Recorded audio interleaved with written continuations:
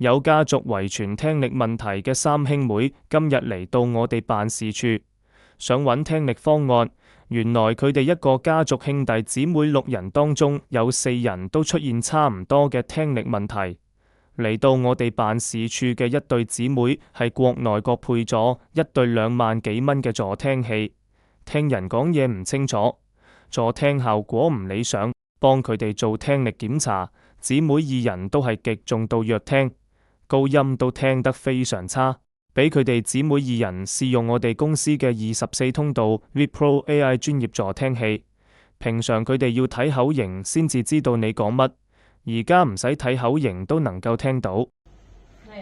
怕唔怕酸？怕酸嘅。係啊，飲檸檬茶落唔落糖㗎？飲檸檬茶唔落糖嘅。頭先晏晝喺邊度食飯啊？頭先喺邊度食飯？係啊，食邊度食飯啊？有冇食春卷啊？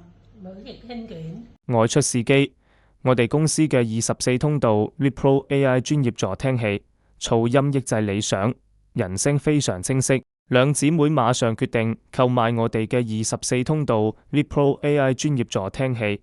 祝願姊妹2人在使用我哋嘅助聽器後，聽力得以改善，生活愉快，身體健康。